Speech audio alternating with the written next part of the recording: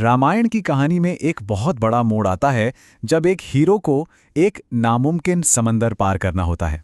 ये कोई आम सफर नहीं था, ये तो असल में विश्वास, बुद्धि और ताकत का इम्तिहान था। तो चलिए इस कहानी के इस हिस्से को जरा और करीब से जानते हैं। अब कहानी के हीरो हैं हनुमान, और कमाल की बात यह है कि वो अपनी ही दिव्य शक्तियां भूल चुके थे। मतलब जरा सोचिए, उन्हें खुद अपनी ताकत का कोई अंदाजा ही नहीं था। और ये तब तक चला जब तक कि जांबुवान जी ने उन्हें याद नहीं दिलाया। बस यही वो पल था जिसने सब कुछ बदल कर रख दिया। तो मिशन क्या था?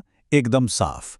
एक दुर्गम सागर को पार करना है, बंदी बनाई गई सीता जी को खोजना है और उन तक उम्मीद का एक संदेश पहुंचाना है। बस कोई कंफ्यूजन नहीं, कोई दूसरा प्लान नहीं, सिर्फ और सिर्फ एक मिशन। तो फिर आगे क्या हुआ? हनुमान जी ने तैयारी शुरू की। उन्होंने अपना रूप इतना विशाल कर लिया कि वो किसी पहाड़ की तरह लगने लगे, बादलों को छूते हुए, अपनी उड़ान शुरू करने के लिए एकदम तैयार। ये जो दृश्य था ना, ये उनकी ताकत और उनके पक्के इरादे का प्रतीक था। लेकिन एक बात तो तय थी, ये सफर आसान नहीं होने वाला था। रास्ते में जो मुश्किलें आईं, वो सिर्फ राक्षस नहीं थे। नहीं, वो तो असल में हनुमान जी के अलग अलग गुणों की परीक्षाएं थी। मतलब हर चुनौती का एक खास मकसद था। तो इस सफर में हनुमान जी को 3 बड़ी परीक्षाओं से गुजरना पड़ा। पहली थी उनके फोकस की परीक्षा, दूसरी उनकी बुद्धि की, और तीसरी उनकी जबरदस्त ताकत की। तो पहली परीक्षा थी आराम का लालच। मैनाक पर्वत सामने आए और उन्होंने कहा, रुको, थोड़ा आराम कर लो। लेकिन हनुमान जी अपने मिशन पर इतने पक्के थे कि उन्होंने बहुत विनम्रता से मना कर दिया। साफ दिखा दिया कि उनके लिए कर्तव्य सबसे पहले है, आराम बाद में। अब अगली चुनौती थी एक डिवाइन टेस्ट, एक ऐसी शर्त जो सुनने में ही नामुमकिन लगे, और इसे बनाया ही इसलिए गया था ताकि हनुमान जी की बुद्धि को परखा जा सके, उनकी ताकत को नहीं। और यहां हनुमान जी ने जो किया वो कमाल था। उन्होंने ताकत का नहीं बल्कि दिमाग का इस्तेमाल किया। पहले तो उन्होंने अपना आकार बहुत बड़ा कर लिया। जैसे ही सुरसा ने अपना मुंह और बड़ा किया, हनुमान जी तुरंत अंगूठे जितने छोटे हो गए और झट से उसके मुंह के अंदर जाकर बाहर आ गए। वरदान भी पूरा हो गया और काम भी बन गया। ये थी असली चतुराई की जीत। और अब आई तीसरी और आखिरी परीक्षा। ये एक प्योर फिजिकल थ्रेट था। एक ऐसी राक्षसी जो उड़ते हुए किसी भी जीव की परछाई पकड़कर उसे रोक लेती थी और फिर खा जाती थी। सोचिए कितनी खतरनाक शक्ति। यहां हनुमान जी की असली ताकत का इम्तिहान होना था। तो इन तीनों परीक्षाओं को पार करके हनुमान जी आखिरकार अपनी मंजिल लंका पहुंच गए। लेकिन उनकी खोज शुरू हो उससे पहले ही शहर के दरवाजे पर एक और आखिरी रुकावट खड़ी थी। शहर की रखवाली कर रही थी लंकिनी, जो उस शहर की गार्डियन स्पिरिट थी।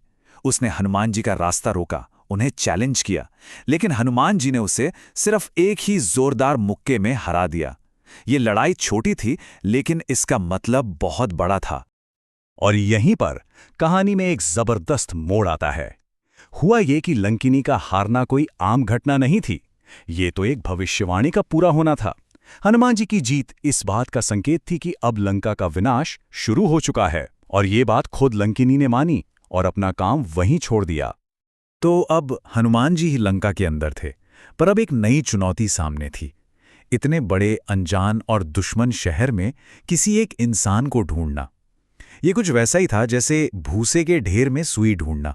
बस फर्क इतना था कि ये ढेर बहुत ज्यादा खतरनाक था। जरा सोच कर देखिए, राक्षसों की राजधानी के बीचों बीच हनुमान जी को एक ऐसी आवाज सुनाई देती है जिस पर यकीन करना मुश्किल है।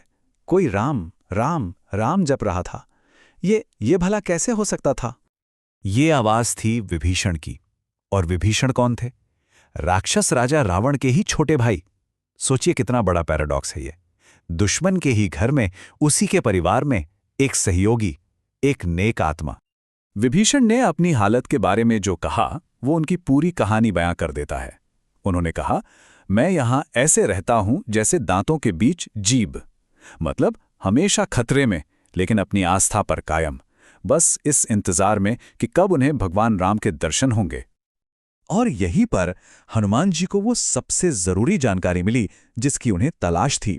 विभीषण ने उन्हें बताया कि सीता जी महल में नहीं है, उन्हें अशोक वाटिका में कैद करके रखा गया है। एक पेड़ के नीचे तपस्वियों की तरह रहती हैं और चारों तरफ खतरनाक राक्षसी पहरेदार हैं। ये जानकारी मिलना ही मिशन के पहले हिस्से की कामयाबी की चाबी थी। तो इस असाधारण सफर के बाद खोज का पहला पड़ाव तो पूरा हो गया था। हनुमान जी ने सीता जी को ढूंढ लिया था। लेकिन ये कहानी का अंत नहीं था। सच तो ये है कि ये एक और भी बड़ी चुनौती की बस शुरुआत थी। अब सवाल ये उठता है कि जब एक हीरो अपनी खोज पूरी कर लेता है तो उसका अगला कदम क्या होता है।